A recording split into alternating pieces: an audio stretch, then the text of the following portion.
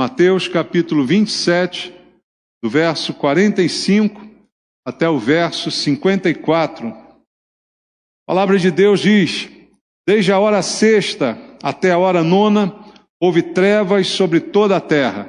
Por volta da hora nona, clamou Jesus em alta voz, dizendo: Eli, Eli, lama sabactani, que quer dizer: Deus meu, por que me desamparaste? E alguns dos que ali estavam, ouvindo isto, diziam: ele chama por Elias. E logo um deles correu a buscar uma esponja, e tendo-a embebida de vinagre, e colocado na ponta de um caniço, deu-lhe a beber. Os outros, porém, diziam: deixa, vejamos se Elias vem salvá-lo. E Jesus, clamando outra vez com grande voz, entregou o Espírito. Eis que o véu do santuário se rasgou em duas partes, de alto a baixo. Tremeu a terra, fenderam-se as rochas, abriram-se os sepulcros, e muitos corpos de santos que dormiam ressuscitaram. E saindo dos sepulcros, depois da ressurreição de Jesus, entraram na cidade santa e apareceram a muitos. O centurião e os que com ele guardavam a Jesus, vendo o terremoto e tudo que se passava, ficaram possuídos de grande temor e disseram: verdadeiramente, este era Filho de Deus. Amém. Pai, muito obrigado pela Tua palavra e pela oportunidade que temos, na segunda vez nesse dia, de ouvir a Tua voz, que é aquilo que realmente queremos e precisamos. Nenhum de nós veio aqui ouvir as doutrinas de homens, muito menos as filosofias desse mundo, mas a palavra que procede do Senhor, que é o verdadeiro alimento, que liberta, que livra do erro e do engano, essa palavra que queremos receber, e te pedimos em oração que através do Espírito Santo o Senhor fale conosco tudo aquilo que precisamos ouvir. Para isso entrego a minha vida ao Senhor, peço graça, misericórdia sobre mim e a unção do Teu Espírito, para que debaixo do poder do Espírito Santo Tua palavra seja ministrada, barreiras sejam quebradas e a palavra cumpra os Teus propósitos na vida de cada um de nós. Oramos juntos por isso, em nome de Jesus. Amém. Podem sentar, irmãos. Amados, nós celebramos hoje a Páscoa, não é? Nós sabemos o seu significado, a celebração da ressurreição de Cristo. Mas para que Cristo ressuscitasse, primeiro ele teria que morrer. Foi o que nós ouvimos hoje pela manhã também, na mensagem que foi pregada, a morte de Cristo. E aqui nesse texto que acabamos de ler, mais uma vez a morte de Cristo é anunciada nas Escrituras Sagradas. Não haveria ressurreição se antes não houvesse a sua morte. E pelo que vimos hoje pela manhã, a sua morte é responsável pela nossa salvação, pela possibilidade de perdão para os nossos pecados. E a Bíblia narra aqui de que forma ela se deu, e nós conhecemos tanto neste texto do Evangelho segundo Mateus, quanto nos textos dos demais evangelhos, os detalhes desta morte. O apóstolo Paulo nos diz, e aí eu leio contigo na primeira carta de Paulo aos Coríntios, no capítulo 11, no versículo número 26, ele nos diz algo importante. Ele diz assim: porque todas as vezes que comerdes este pão e beberdes o cálice, anunciais a morte do Senhor até que Ele venha. Hoje nós vamos participar novamente da ceia, por ser o domingo de Páscoa, lembrando desse momento, celebrando a ressurreição. Mas como diz o apóstolo Paulo, a cada vez que participamos da ceia, como ele diz aqui, todas as vezes que comemos este pão, que bebemos deste cálice, o que estamos fazendo? Anunciando a morte do Senhor até que Ele venha. Então o que Paulo diz é que esta celebração da ceia do Senhor, esse comer do pão, este beber do cálice, é o anúncio da sua morte. O que fazemos quando participamos é anunciar a morte do Senhor. Portanto, não podemos esquecer que ao celebrar a ceia, estamos anunciando a sua morte. E por que é importante o anúncio dessa morte? Vimos de manhã a mensagem que foi pregada, por causa do seu significado, por causa do que ela representou e por causa do que ela fez, não somente por nós, mas pelo mundo inteiro, para que todo aquele que nele crê não pereça, mas tenha vida eterna. Então, a celebração da ceia nada mais é do que a celebração da sua morte, porque anunciamos a sua morte, que é o sinal da nossa vitória. A morte não é o fim, mas a morte é o início da vitória, que se concretiza no dia da ressurreição. Então é esse o significado da ceia da qual nós vamos participar daqui a pouco. Então, nós não podemos fazer desse momento um momento qualquer. Não podemos fazer desta cerimônia uma cerimônia corriqueira, algo simplesmente que fazemos sem muito bem entender o que ela significa, porque a morte de Cristo não foi um momento qualquer, ela foi um momento singular, ela foi um momento especial para a humanidade. Então a ceia, se celebramos e assim estamos anunciando essa morte, ela também deve ser para nós um momento singular, um momento de muita importância. E uma coisa interessante que a narrativa de Mateus, que nós lemos aqui, traz para nós, alguns detalhes do que aconteceu no momento em que Cristo morreu na cruz. Detalhes narrados aqui no Evangelho de Mateus que chamam muita atenção para o impacto desse momento, a sua morte na cruz do Calvário. Então, coisas tremendas aconteceram, segundo lemos aqui no texto. Eu acredito também que coisas tremendas podem acontecer na nossa vida, quando nós entendemos aquilo que estamos celebrando, quando nós entendemos o que estamos anunciando, e como foi dito também pela manhã, a missão que temos de pregar o Evangelho para toda criatura e de levar a palavra de Deus. O que aconteceu quando Jesus morreu, segundo nos diz a narrativa do Evangelho de Mateus? Versículo 45, que a gente leu, diz assim: desde a hora sexta até a hora nona, houve trevas sobre toda a terra. Um pequeno detalhe, mas de grande importância. Jesus está na cruz do Calvário, está sofrendo naquela cruz, e o Evangelho diz que da hora sexta, que significa mais ou menos o meio-dia, até a hora nona, que equivale a 3 da tarde, porque assim contavam as horas dos judeus, a partir das 6 da manhã.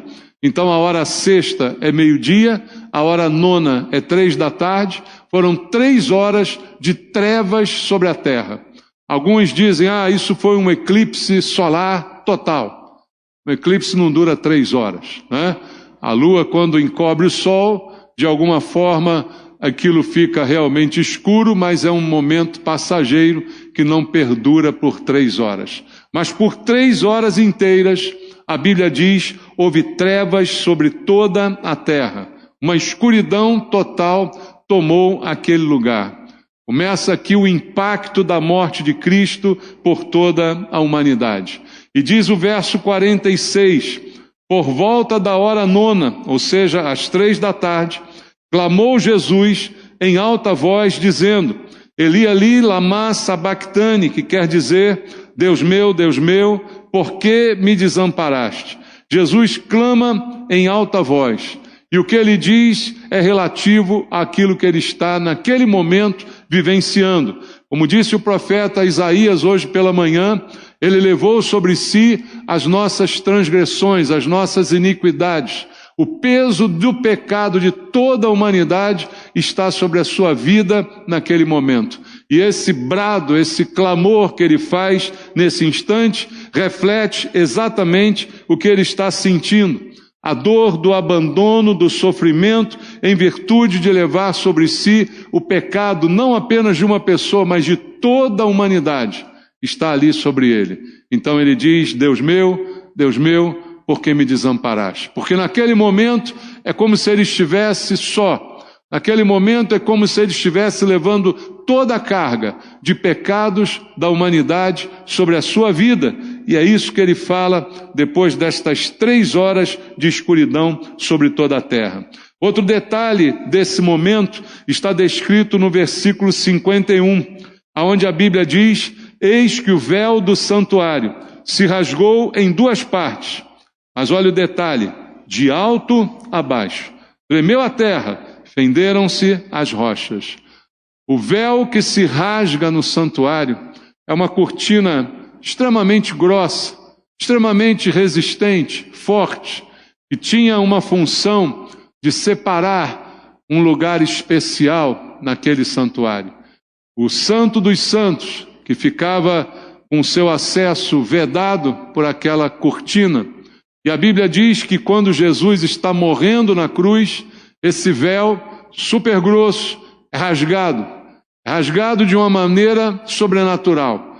Não é rasgado como alguém que gostaria de rasgá-lo puxando embaixo e que até em cima então ele seria rasgado. Mas a Bíblia diz que ele é rasgado do alto até embaixo, mostrando que é algo sobrenatural, que não é efeito das mãos de alguém. Já se fosse apenas as mãos de alguém, seria algo praticamente impossível rasgar um véu daquela forma. Mas o véu se rasga de forma sobrenatural, do alto até embaixo, mostrando o poder de Deus naquele momento, simbolizado pelo acesso que todos agora podem ter ao Santo dos Santos. Antes esse acesso era exclusivo de poucos, mas com a morte de Cristo, a Bíblia diz, ele nos aproximou de Deus. Os nossos pecados fazem separação entre nós e o nosso Deus. Mas ao morrer na cruz, Jesus acabou com essa separação. E isso é simbolizado nesse rasgar do véu, dando acesso agora, livre acesso a Deus, ao Santo dos Santos, como diz o autor de Hebreus também na palavra do Senhor. Pelo sangue de Jesus, agora temos livre acesso à presença de Deus. Podemos desfrutar desta presença, e isso é simbolizado nesse fato real de que o véu é rasgado desta forma sobrenatural no momento da morte de Jesus. Veja, Deus eliminou todo e qualquer obstáculo para que a sua presença fosse acessível. Mas como disse Jesus, para chegar à presença de Deus, só há um caminho. Qual é o caminho? Ele disse: eu sou o caminho, a verdade e a vida. Ninguém vem ao Pai a não ser por mim. Foi pela sua morte que o caminho foi aberto. Foi pela sua morte que o véu foi rasgado. Então qualquer um agora pode ir, mas não pode ir do jeito que quiser. Não pode escolher o caminho, porque o caminho é um só, não há outro. Não há um atalho, não há um caminho alternativo, apenas por Cristo. E foi por Ele que o véu foi rasgado e o caminho foi aberto. Então isso está hoje disponível a toda a humanidade. Mas o versículo 51 também diz outra coisa tremenda que aqui aconteceu. Tremeu a terra, fenderam-se as rochas. Rochas se partiram, porque houve naquele momento também um terremoto. Tremeu a terra. E que é tremer a terra? É um terremoto. Um terremoto foi registrado naquele momento em que Jesus está entregando a sua vida. Naquele momento em que Jesus está morrendo, do qual nós vamos daqui a pouco celebrar, lembrar dessa morte. Naquele momento acontece um terremoto. Além do véu ser rasgado, a terra treme.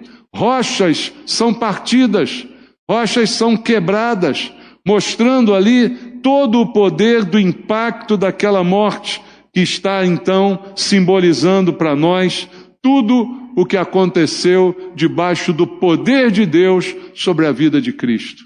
Tudo isso programado por Deus, tudo isso como plano de Deus para a nossa salvação. Então a morte de Cristo não é um evento qualquer. Não é um evento qualquer na história. É um evento em que houve trevas sobre a terra, em que um véu se rasga misteriosamente, em que um terremoto acontece nesse momento, e como se não bastasse, olhando para o verso 52, a Bíblia ainda diz: abriram-se os sepulcros com aquele terremoto, e muitos corpos de santos que dormiam ressuscitaram. E saindo dos sepulcros depois da ressurreição de Jesus, entraram na cidade santa e apareceram a muitos. ao registro de algo milagroso acontecendo, de pessoas que, ao acontecer aquele terremoto, sepulturas se abriram, e até aí seria algo natural, mas aí vem o sobrenatural, pessoas mortas ressuscitam, e depois vão entrar na cidade, vão ser vistas por testemunhas, atestando a veracidade do que diz o texto bíblico. Talvez isso passe despercebido para muita gente, mas a morte de Cristo foi um evento sobrenatural, foi um evento que não é em nada comum, que teve todos esses acontecimentos, terremoto, escuridão, véu rasgando, pessoas ressuscitando, tudo isso no momento em que Cristo está morrendo, entregando a sua vida em resgate por muitos, levando sobre si o pecado de toda a humanidade. Então, queridos, de todas estas coisas estão aqui simbolizadas no anúncio da morte de Cristo. Coisas sobrenaturais, coisas tremendas que aconteceram naquele dia. Então, quando a gente participa da ceia, a gente está anunciando isso. Nós estamos anunciando a sua morte.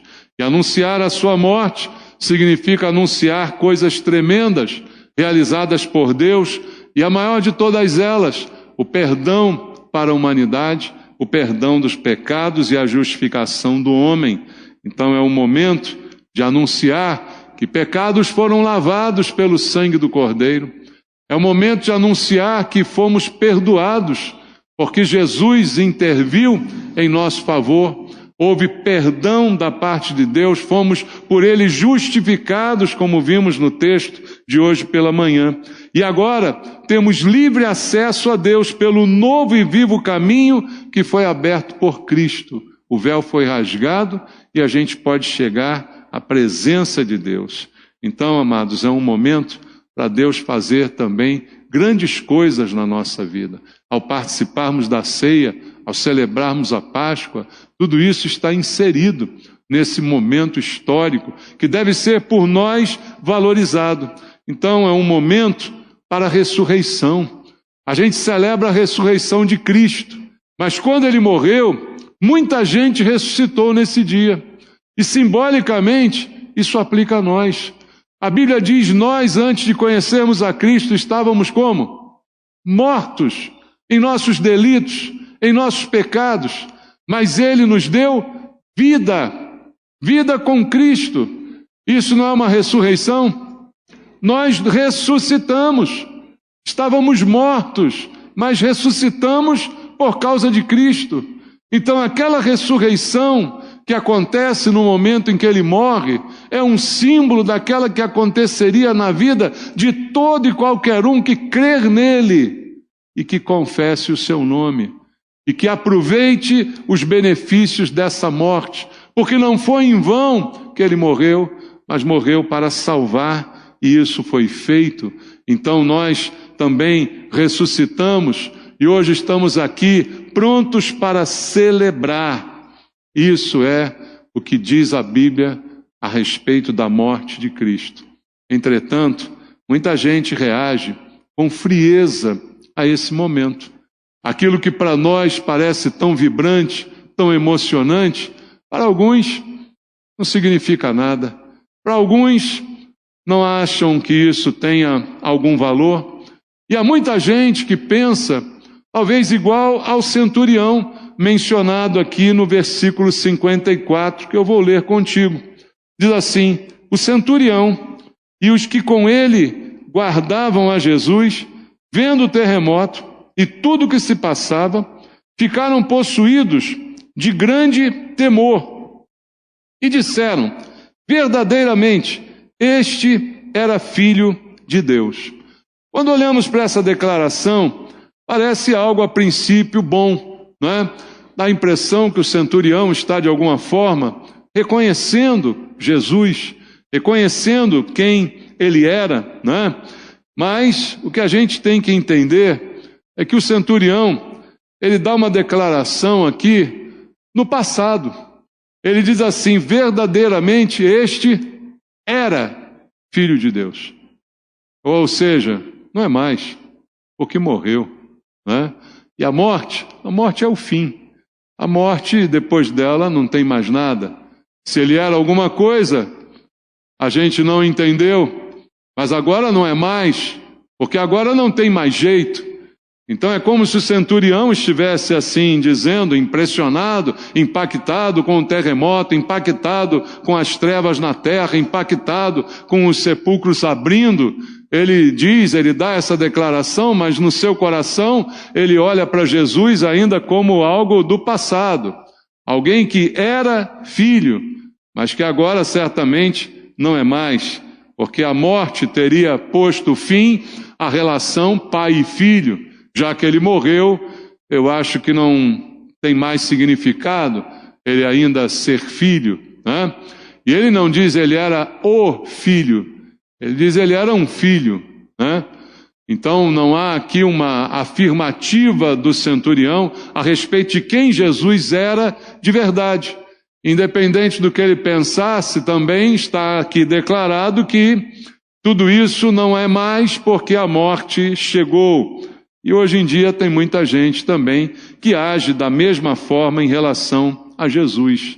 Ou seja, pessoas pensam que Jesus não é mais aquilo que ele disse ser, que ele perdeu o seu poder porque ele morreu. Enquanto ele estava vivo, enquanto operava milagres, enquanto falava e discursava, eu até gostava de ouvi-lo, mas ele morreu. Então, se ele morreu, não tem mais nada que ele possa fazer por mim. Porque esse é o grande engano da humanidade. É exatamente a sua morte, tudo aquilo que ele poderia fazer por nós. Trazer o perdão para os nossos pecados. Porque ele levou sobre si o salário do pecado, que é a morte. O salário do pecado é a morte, o homem esquece disso. Isso foi levado, isso foi cravado na cruz em Cristo. Então foi exatamente a sua morte, o auge do seu trabalho, a sua grande obra em favor de todos nós. Mas as pessoas pensam que ele perdeu o seu poder porque morreu. Como alguns que estavam presenciando a crucificação, zombaram dele, dizendo, se você é mesmo filho de Deus, desce da cruz. Se você é mesmo quem você diz que é, faz alguma coisa, muda essa situação, não é? E aí depois que morre, então, aí perdeu o seu poder. Até os discípulos ficaram decepcionados com essa morte. Até os discípulos a quem ele tinha prometido que ressuscitaria, não levaram isso em conta, não creram o suficiente e ficaram tristes, como diz a Bíblia, abatidos, ficaram deprimidos porque Jesus simplesmente morreu. Para alguns, talvez a ceia seja apenas isso também, comer um pedacinho de pão, beber um cálice e mais nada além disso. Não estamos anunciando a sua morte, não estamos proclamando que essa morte não é derrota, mas é sinal de vitória, irmãos. E é isso que nós precisamos entender. Esse momento não é comum, esse momento é especial, porque esse momento é o momento da vitória. Só que a gente olha para a morte e a gente acha que a morte é a derrota. Essa é a visão que todos temos. Mas Paulo já dizia, e para mim, o viver é Cristo e o morrer é lucro. Paulo entendeu que a morte não é o fim, que a morte não é a derrota, mas que a morte é a vitória. E a morte de Cristo é a grande vitória para todos nós. Então, se nós estamos ainda pensando, quem sabe até dentro da igreja, mas pensando como centurião, ele era o Filho de Deus. Ele não era, ele é. Amém? Jesus não é passado, Jesus é presente. Jesus é hoje, é ontem e é amanhã. É o mesmo, como diz a Bíblia, e o será eternamente. O mesmo de ontem, o mesmo de hoje, o mesmo para sempre. Não é passado. Então, o que precisa mudar no coração de muitos de nós, até dizemos que cremos, é crer de verdade, é confiar de verdade, é não achar que a morte é o fim, é não achar que não tem sentido a nossa vida aqui, porque Jesus ressuscitou. Pessoas ressuscitaram quando ele morreu. Ele ressuscitou a nós quando mortos voltamos à vida por causa do pecado que foi tirado de sobre nós. Então, Jesus ainda precisa ressuscitar alguns aqui, irmãos. Talvez ressuscitar alguns cuja fé esteja hoje enfraquecida, esteja hoje abalada, porque como se Jesus estivesse longe, distante, como se as promessas estivessem tão longe, como se ele estivesse morto. Talvez tenha gente aqui ainda pensando igual o centurião. Ah, ele era. Mas hoje não é mais, porque hoje eu não sinto ele agir, eu não sinto ele fazer, eu não vejo, né?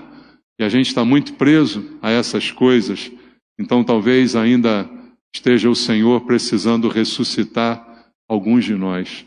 Alguns de nós que parece que morremos novamente, alguns que já não são crentes, que eram antes, porque algo morreu na sua vida, algo morreu na sua fé, algo morreu no seu relacionamento com Deus. E aí eu creio que a morte de Cristo, que nós vamos celebrar daqui a pouco na ceia, pode ser um momento também de ressurreição para você. Mas que você se deixe ressuscitar. Que você se deixe tocar pela mensagem do Evangelho para ressuscitar a sua vida espiritual. Porque há muita gente, talvez até entre nós, que perdemos a visão das coisas celestiais. Perdemos a visão das coisas espirituais. Só conseguimos olhar as coisas materiais, só conseguimos olhar aquilo que está diante de nós. Não conseguimos ver mais além, não conseguimos enxergar o mundo espiritual. E isso faz a gente ser como aquele centurião. Ele vê tudo aquilo acontecendo, mas a palavra dele é quase como um lamento. Realmente ele era, mas agora não é mais. Agora não pode mais fazer nada, não é? E aí, irmãos, quando a gente não tem visão espiritual, tudo fica difícil na vida. A caminhada é mais difícil. Quando você não enxerga, você não sabe para onde vai. Por isso a oração é que Deus nos dê visão. Como aquela oração de Eliseu pelo seu auxiliar, que não conseguia enxergar, além dos exércitos inimigos, o exército de Deus. Eliseu pede a Deus: Senhor, abre os olhos dele, para que ele veja. Talvez muitos de nós estejamos aí precisando ter os olhos espirituais abertos, para a gente enxergar que há muito mais do que nós estamos vendo, que no mundo espiritual há muito mais coisas do que estão evidentes para a gente. E isso tem feito muita gente morrer em vida. E se a gente não tem visão, a gente vai andar em círculo, a gente não vai progredir, a vida não vai andar para frente, não é? Por quê? A gente precisa de visão. E Jesus disse uma vez aos seus discípulos exatamente isso, que a gente precisa levantar os olhos. Ele disse: erguei os vossos olhos e vede os campos como já estão brancos para a ceifa. E a gente está olhando para baixo, está olhando para o chão, não está enxergando o mundo espiritual, não está enxergando as coisas na visão de Deus, só tem a nossa visão pequena, tacanha, muito menor das coisas, como aquele centurião. Vê aquelas maravilhas todas, mas só pode lamentar, dizendo: esse aí era, esse aí já era, né? Como a gente diz muitas vezes, quando a coisa aperta, quando parece que a dificuldade é grande, logo muitos de nós dizem: já era, não dá mais, não tem mais o que fazer. Faltou a fé, faltou a visão espiritual. Porque nesse momento a gente só vê o problema, a gente só vê o inimigo, a gente não vê a provisão de Deus, a gente não vê o exército de Deus, como Eliseu orou pedindo que o seu moço pudesse ver. O exército do Deus vivo, que está além dos problemas que estão ao nosso redor, que está além daquilo que nos cerca e que a gente vê e enxerga muito bem, e a gente tem muitos bons olhos para enxergar essas coisas, mas somos cegos espiritualmente para ver o que está mais além, para ver o que está acontecendo na visão celestial, na visão de Deus. Isso possa mudar na nossa vida, irmãos. Que ao celebrar essa ceia, Deus ressuscite a nossa visão espiritual. Deus ressuscite o que de fato todas essas coisas significam para nós. E muita gente ressuscitou naquele dia, como diz o texto. Eu acredito que muitos ainda precisam ressuscitar. Porque tem muitos entre nós que se dizem cristãos, mas ainda estão vivendo morte em diversas áreas da vida. Veja, Cristo nos diz, eu te dou vida, e vida em abundância. Mas a pessoa continua morta em várias áreas da vida, porque não se deixa mudar, porque não se deixa tratar por Deus. Quantos estão na igreja, e eu já ouvi tantas vezes isso, pessoas há muito tempo na igreja, mas que não conseguem perdoar alguém, que não conseguem perdoar um mal que lhes foi feito. E a pessoa está anos na igreja, servindo a Deus, orando, cantando, mas no íntimo não consegue perdoar alguém. O que essa pessoa tem de vida, irmãos? Não há vida. Então a pessoa está morta e ela precisa ressuscitar. Porque a própria Bíblia diz que se não perdoarmos aos homens as suas ofensas, tampouco o nosso Pai Celestial perdoará as nossas. E se não somos perdoados, sobre nós continua e permanece o pecado e continua gerando a morte. Então é preciso também ressurreição. A falta de perdão impede o agir de Deus na nossa vida. E sabe uma coisa interessante? É que no dia da morte de Cristo, Ele perdoa aqueles que o estavam agredindo, aqueles que estavam falando mal dele, aqueles que estavam debochando dele. O que Jesus diz? Pai, perdoa, porque eles não sabem o que estão fazendo. Então veja como nós podemos não perdoar e achar que está tudo bem e que está tudo tranquilo e que as coisas vão continuar caminhando desse jeito. Quando somos contrariados, ficamos insatisfeitos. Falta de perdão é falta de compreensão. E muita gente tem vivido dessa forma. E quando a gente está assim, sabe o que acontece? A gente acaba se afastando das pessoas, a gente acaba se isolando, a gente acaba em trevas, e trevas grandes e profundas, porque a gente não vive. Permanece sobre nós as trevas. Você não foi chamado para viver em trevas. Jesus morreu para que você deixe as trevas e venha para a luz. Mas não há como andar na luz se no teu coração ainda há um peso, se no teu coração ainda há algo que não foi tratado e não foi perdoado, se nós não praticarmos o perdão, como é que nós vamos viver a palavra de Deus? Pensa bem, nós estamos na igreja, tem gente que não se perdoa nem dentro da igreja, irmão. Imagina no mundo. Você não consegue perdoar um irmão da igreja, como é que você vai perdoar alguém no mundo? Veja como é totalmente incompatível essa atitude com aquilo que nós acreditamos. Então, Deus precisa ressuscitar aqueles que estão nessa situação. E tantas outras coisas poderíamos citar que geram morte na nossa vida. O que vamos celebrar é a morte de Cristo, mas Ele morreu para que eu tenha vida. E não continue morto nos delitos, nos pecados, nas mágoas, nas angústias, nas aflições. Não foi para isso que Ele morreu para que eu tenha vida, e vida em abundância. E Deus ressuscite pessoas aqui essa noite. Que ao celebrarmos a morte de Cristo, Deus ressuscite pessoas aqui essa noite, como ressuscitou no dia que Ele morreu.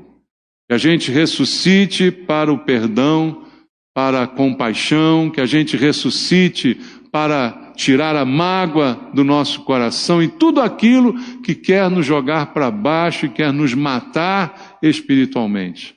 Ao celebrar a ceia, haja aqui também uma grande ressurreição. Que a gente faça desse momento um momento especial, anunciando a morte do Senhor, como disse Paulo. E lembra que na morte do Senhor, maravilhas aconteceram. Não olhe para a morte com pena ou com dó, porque na morte de Cristo, trevas sobre toda a terra, terremoto, véu rasgado, pedras sendo partidas, mortos ressuscitando, quanta coisa maravilhosa aconteceu no momento em que Jesus morreu. Nós vamos celebrar agora, e eu espero que coisas maravilhosas também aconteçam na sua vida. Amém? Louvado seja Deus. Vamos orar. Pai, muito obrigado por nós estarmos juntos aqui essa noite, ouvindo a Tua palavra e tudo aquilo que ela significa para nós. Ela nos lembre agora da Tua morte, porque vamos participar da ceia, que é um anúncio desse momento, a Tua morte e de todos os benefícios decorrentes dela para cada um de nós. Que o Senhor possa falar ao nosso coração. E se há alguém aqui, meu Pai, que está morto ainda em pecados, está morto ainda porque não tem condição de perdoar, está morto porque está com o coração cheio de mágoa, Pai, em nome de Jesus, ressuscita essa vida essa noite, que ao celebrarmos a Tua morte, um milagre aconteça, um terremoto aconteça nesse lugar também, um terremoto na vida, que mexa com a nossa estrutura, Pai, que balance os nossos alicerces, para que mortos possam ressuscitar também, porque o Senhor veio para que tenhamos vida, que tenhamos a vida que o Senhor quer nos dar. Toda morte caia por terra. Ao celebrarmos a Tua morte, que toda morte caia por terra. Abençoa, Pai, o Teu povo, que eu te peço orando com eles, em nome de Jesus. Amém.